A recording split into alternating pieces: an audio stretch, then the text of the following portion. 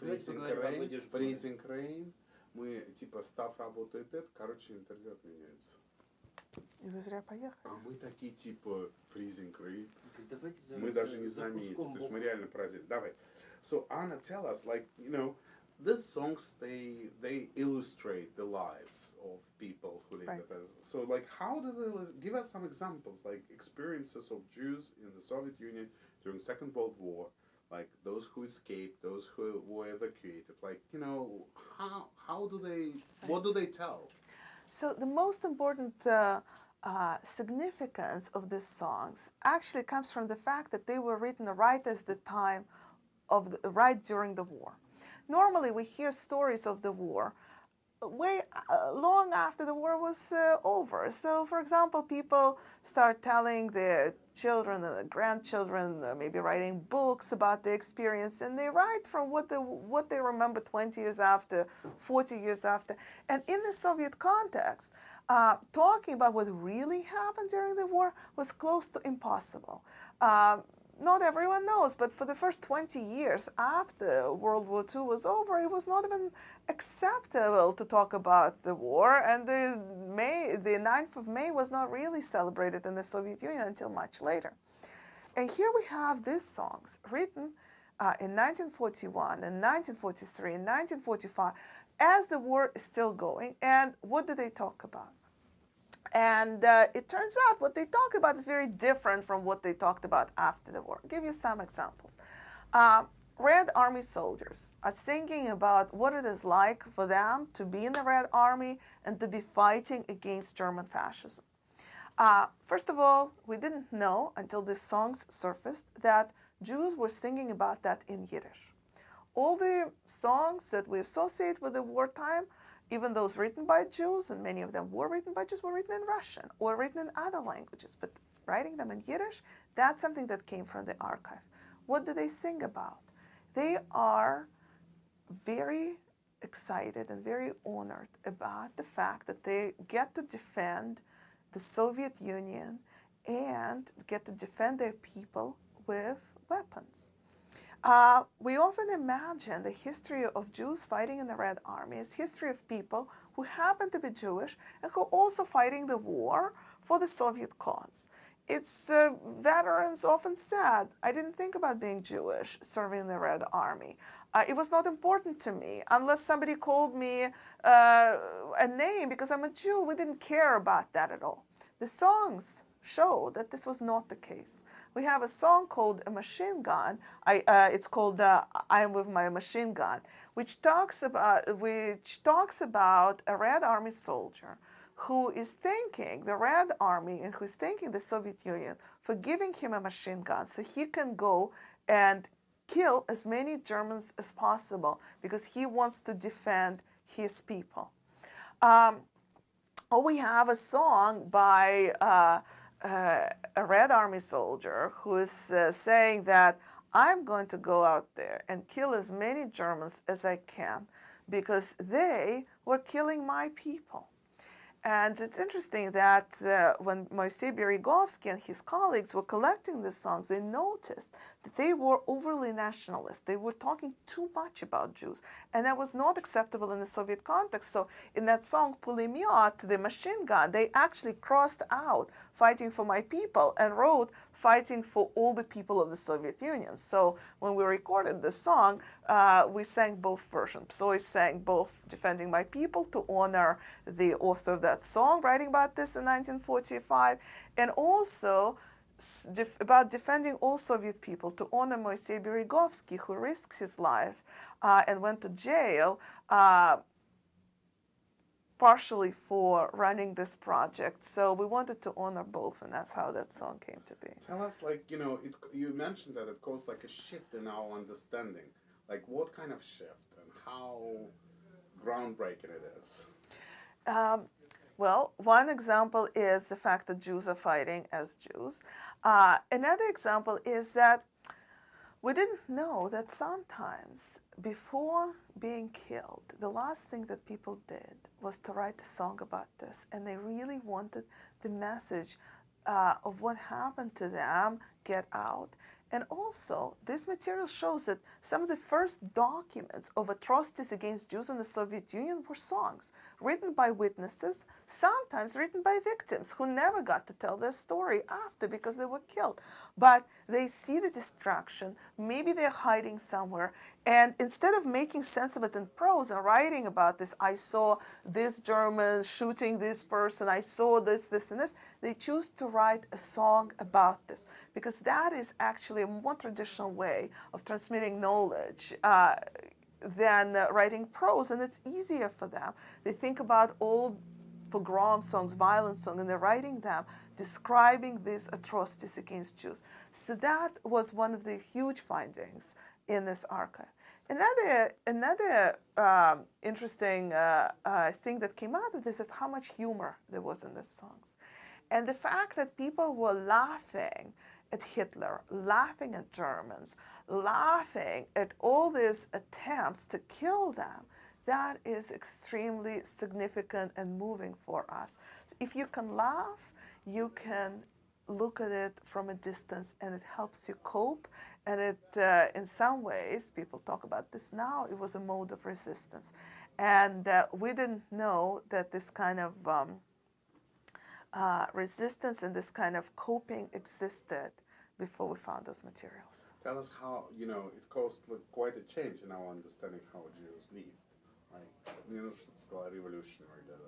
So I think that this material is nothing short of a revolutionary understanding of the wartime experience of Soviet Jews. What we know about that is that 500,000 Jews served in the Red Army, about 1,400,000 survived the war in the Soviet rear, and about 2.5 million died on the German-occupied Soviet Union. So we knew that. But we didn't know that they made sense of all these experiences through songs in Yiddish. And that's what Beregovsky's archive showed us. It also gave us a chance to see how exactly they made sense, what they found funny, what they found sad, what they chose to talk about, and also what they chose not to talk about. All these things are in these songs. When you first saw it, the box, and you read that, like, you're a very knowledgeable person. Right. That's your profession, right? So, like, what did you think? Like, did you think, like, wow, describe the moment, like, what, So when I started reading these documents, one thing struck me was that I didn't recognize a single one of those songs. And I took courses on Holocaust music. I learned about songs from Vilna Ghetto, from Warsaw Ghetto, from, although we know less from Warsaw Ghetto, from Lodz Ghetto. And I was quite familiar with that material. And I keep reading those songs, and I'm thinking, they talk about the war. They often talk about destruction of Jews. They're in Yiddish. How come I don't recognize a single one of them? And then I consulted with my colleague, with Brett Werb, who is the chief ethnomusicologist of the United States Holocaust Museum, and I said to him, how come I don't recognize any of these songs? And he says to me, well, you don't recognize them because these songs do not have parallels. Only 2 of them were previously known from other Holocaust music sources, but all these were new. And once I realized that these are new songs, even if they didn't come from the Soviet Union, it would have been huge. But the fact that they came from the place where generally we understood that Yiddish culture was, or Yiddish popular culture was essentially dead during the war, killed during the war, the fact that those songs existed to such extent, that made me rethink my whole understanding of Soviet Jewish history, history of Yiddish literature, and history of Yiddish music. Можешь очень такое сказать, like, I've studied it for like many years, and the meaning of the song has caused some sort of like major shift, and не shift, но что-нибудь, revolution, yeah, in my Тебе нравится understanding. revolution, да? Да, мне очень нравится revolution. Мне нужно, что твой experience, что ты у нас. So I've studied Yiddish music for a number of years, and I've studied Soviet Jewish culture for a number of years. My book was about Soviet Yiddish popular culture, and I considered myself to be an expert on Soviet Yiddish culture, and especially in Soviet Yiddish music. And when I saw these materials, I realized that these are revolutionary texts. They're going to change so many things we know about Soviet Jewish history. They're going to change the way we understand the Holocaust in the Soviet Union. They're also going to change the way of how we know about how this whole Soviet wartime propaganda culture was created. For example, how did Ilya Ehrenburg know to write this article where he said German is not human, kill the German? That became a legendary, that became a staple piece of Soviet propaganda. Kill the German. And some of the songs that I saw were written in 1941, and they said exactly that. The Germans are not human, and we have to kill them, as many as possible. Except the songs were written in 1941. Ehrenburg writes his piece in 1942. So what we thought previously was that Soviet people, Jews included, are getting their message from newspapers. They internalize it, they write songs about this, they do all this sorts of folklore. But I think this material is going to show that actually the opposite was true, that they were sending the songs somewhere to Moscow, they were sending the songs somewhere to newspapers, and that's from these materials Soviet journalists and writers and poets learned about atrocities as they happened, and they started writing other pieces to inform everybody else about this, and very often they didn't mention that those atrocities were happening to Jews. But that's the evolution. So I think that's one of the huge significance of this project. At the concert, you gave a beautiful analogy of two Moses, the biblical one and Berezovsky. Can you speak about this? Well, today there's a consensus that Moisei Berezovsky was one of the most important, if not the most important, ethnomusicologists collecting Jewish music. He was definitely the most important Jewish ethnomusicologist collecting Jewish music in the Soviet Union. And the recognition of his work came to him much later, many years after his death. And his last project, this project that he ran for the Cabinet of the Jewish Culture, the one that he ran during the war, which he didn't think survived, and he didn't think that any of that made it. This project is going to have a huge influence on Holocaust studies, and it's going to have a huge influence on history of World War II, on Jewish people, and he never got to see that. So like biblical Moses, who never got to see the Promised Land, Moisei Berezovsky never got to see these songs being performed on stage. He never got to see people clapping to these songs. He never got to see people laughing and crying, and young people, Jewish and non-Jewish, performing them, listening to them, learning about them. So he never got to see that recognition, that Promised Land, but he spent his life making sure that we do. And the question about, can you briefly talk about Babi Yar song? So that song is, I think, what made this project going. The song tells a story about a soldier. Maybe you can say that Babi Yar song made. So Babi Yar song is the song that essentially created that project.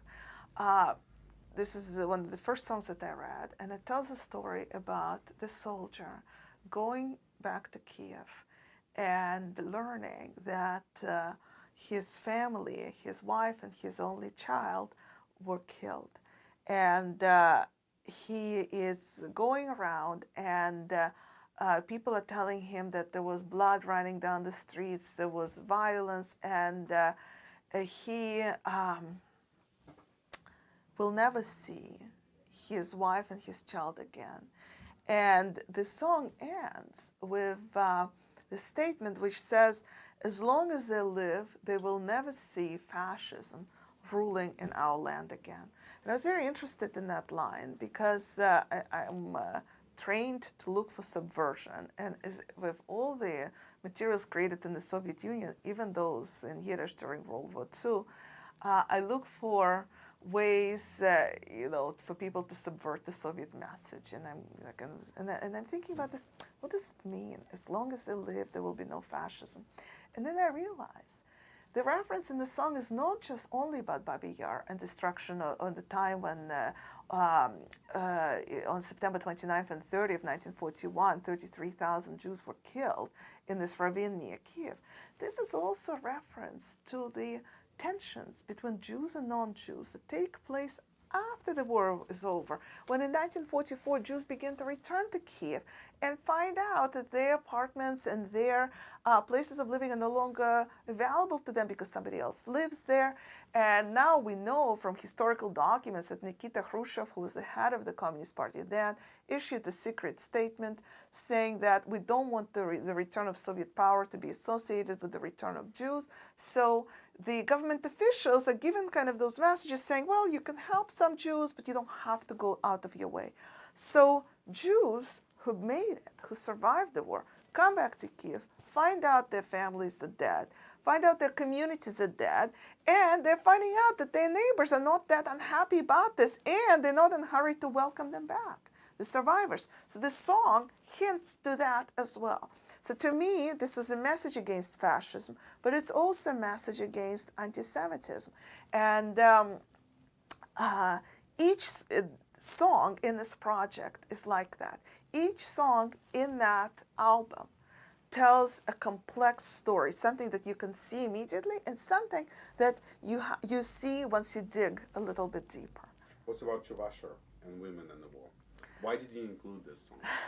So, but the status like Chuvasher we included. So Chuvasher Meidlach is the women of Chuvasher is a very exciting find because unlike many other songs from this project, this one came with the actual tune, handwritten tune, and we knew exactly how to sing it. It also was very funny to read this because the last place you would associate Jews with was Chuvasher. Chuvasher region had had almost non-existent Jewish community before the war, and yet a number of Jews were evacuated during the war. But the song that tells the story of young women about to serve in the Red Army to fight for the land and for Stalin and do all that, sang in Yiddish, that did not make any sense. So I was reading the words of the song, and I was laughing a lot, and I shared that song with Psoy, and I said, can you imagine that this song talks about Chuvasher women serving in Yiddish? Why does it make any sense? And it was collected in Cheboksara in 1942, so again, the place not associated with Jews. But the story that this song tells, the story of 900,000 women drafted into the Soviet army and into the Red Army and fighting this war and singing about this in one of the languages of Soviet people, that's not the story that you will learn from any oral history. That's a story that you can only learn from a song written down in 1942. And to the moment, we still don't know exactly what this tune is. Maybe it's a Chuvasher tune. Sergei Yordenko thinks that this tune has some gypsy influence, and I have no idea. I don't see much Jewish in it. But that's a living culture. That's a living culture of Jews in every singing and making sense of the war in 1942. What about Kazakhstan? Why did you include songs about unknown land? So Kazakhstan is plays a special role in Jewish history of World War II. When Soviet Union annexed parts of Poland in 1939, the Soviet government arrested a number of business and religious leaders, including Jews, there, and deported them to Kazakhstan, and they went to jail there. In 1941, these people were often released from jail, but they were there. Kazakhstan was also a place to which many Soviet Jews were evacuated. And it became something during the war that it was never before. It was a meeting place for Polish Jews and for Soviet Jews. And they were the meeting place for former Gulag prisoners, some of the Polish Jews, some Soviet Jewish Gulag prisoners, and people who were evacuated there by the Soviet government, or some Jewish refugees. So it became, to use this analogy of American culture, it became the melting pot of Jewish people. And this song, Kazakhstan, it talks exactly about that. It's written from the point of view of this Polish Jewish refugee who is, we don't know how that person got there. Maybe that person was arrested by Stalin, sent to Gulag, and got released. Who knows? Or maybe this was just a refugee running on their own, making it to the train, ending up in Kazakhstan. We don't know for sure. But the message of the song is this: I am in exile everywhere. Nobody wants me. Nobody accepts me. But I come here to this weird land. I see those mountains. I see these things. I don't know how to make sense of it. All I know is that a Jew is welcome here. And the song came to us without a tune. And Sergei Yardenko wrote a tune for this. And in that tune, he combined this internationalist message, because you can't really put it into klezmer music or Roma music or into Russian music or into Ukrainian. Like, it doesn't fit anywhere, but somehow it fits everywhere, because it really touches on this message of a Jew, one of the people, one of the ethnic groups being welcome there. And if you notice, that song mentions many other ethnic groups that are part of that family. One of those groups is Ungurn. I think they're called Uyghurs in English. And when I was preparing the liner notes for the song, I was looking them all up, and I found that Uyghurs are under the threat of genocide right now and are being persecuted. So suddenly this song written in 1940s about Jews is being subjected to genocidal killing is relevant to other people subjected to genocide. And the timeliness of this song and also its eternal meaning couldn't escape me. Okay, 1 minute for each answer. What do you say about Yoshki from Odessa? Yoshki from Odessa is a song that talks about a Red Army soldier who's going to revenge against his destroyed city, against the babies who were killed by the German army, and he's not going to spare violence against Germans. It says that I will slice Germans into pieces as a non-kosher butcher slices pigs, and I will have no pity and I will have no compassion, because these people destroyed my family and my people. And the Yoshki is set to the Glinka tune, because this tune was very popular before the war. So we wanted to imagine this Red Army soldier fighting, miserable, covered in dirt, covered in blood, who is imagining himself as Sergei Lemeshev, this Soviet cult singer of 1930s, singing a song about that to the tune of Glinka. What's about Shalachmones? So that's a No, say Shalachmones. So Shalachmones, Hitler, the Purim Gifts for Hitler, is a humorous song that makes fun of Hitler's attempts to destroy Jewish people. It says that just like all other enemies of Jews who ended up being killed, Hitler will be killed as well. And it ends with this very powerful, long line saying, Am Yisrael Chai, let my people live. An interesting story about that is that when we first found the document, it actually did not have the last line, Am Yisrael Chai. And Psoy, when he was working on this project, he said to me, it doesn't quite end right, so I'm going to add this Am Yisrael Chai. And I said to him, Am Yisrael Chai is such a Jewish religious thing. The Soviet Jew would never say that. I don't know about this. And he says, well, it doesn't really fit without this Am Yisrael Chai. So he sang it, and the audience loved it, and it was such a powerful ending. So I sold my soul to commercial success of this project, said, okay, fine, goes against historical nature. And then, a few months later, I found the original. And guess what? In the original, the last line of the song was Am Yisrael Chai. So he guessed it, and that taught us one important thing, that an artist trusts An artist gets another artist better than a historian gets an artist sometimes. Affenheuchbarg. So that song, the song Affenheuchenbarg, talks about another humorous song of the project. And it talks about Germans being kicked out from Ukraine after their unsuccessful attempts to occupy it. And what's interesting about it, that all the fighting takes place in places that are still in the news today. Donbass, Caucasus, and it talks about how German army wants to annex Crimea and how it wants to get hold of natural resources in Ukraine. And it makes fun of the German army. But the sites of fighting somehow make the song contemporary sounding today as well. And the tune also is a popular Jewish tune, and the combination of contemporary sounds, beautiful tune, and the historical message would make that song appealing to us. Last two songs, quickly. It's 46 already. You have two songs based on letters. One is from the wife to a soldier, and another one is...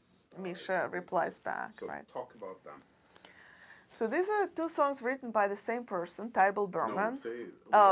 Yeah, so the song A Wife Writes a Letter to the Front, and the song Misha Writes Back was written by the same person, a 28-year-old seamstress from Kharkov named Tybal Berman. And the first song is written from the point of view of a young woman who says to her husband, you know, Misha, go fight all the Germans there, and meanwhile here I'm going to make Tachrichim, a burial salve for Hitler.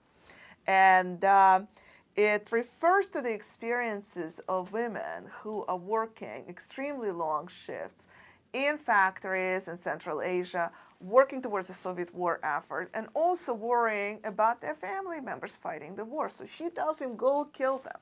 And he writes back to her. She tells researchers that that's the letter that her husband actually sends back to her. We don't know whether she lied about this, whether she wrote that song. No, we'll never know. And he says to her, my dear wife, wait for me. Don't worry about anything. I'm going to kill Germans as I would kill the poisoned mice.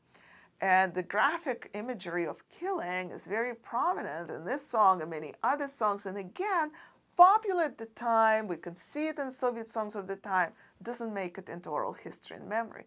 And it makes it very awkward, actually, to perform this song in Germany, where, you know, people understand the lyrics and the songs call for killing the Germans. And of course, they have to be understood in the context of the 1940s. And the tunes of them come from Soviet lyrics, from Soviet music. Many of which of the songs from which it borrowed were written by Jews. One of them, Misha Writes Back, is set up partially to Katyusha, a song written by Matvey Blanter in 1938, before the war, about a young woman waiting for her husband who's serving on the guard. So we, through finding this kind of tunes, Psoy was sending a message to listeners of the connection of the songs, not just to the Soviet wartime experience, but specifically how Soviet Jewish authors writing songs about overall wartime experience are connected to this project. Many tunes here are not klezmer derived. They're inspired by Soviet music, and that's exactly what we wanted to do. How different are they from the klezmer? So some of the songs rely on klezmer, such as the Machine Gun song and the Affenheuchenbarg song, but most of them really are Soviet music, rely on Soviet music, and they're only related to klezmer to the same extent as Soviet music itself relates to klezmer, which is a whole another big and interesting topic. We know now that the Soviet composers often were influenced by klezmer music, but that's not the purpose of this project. Great. Нормально?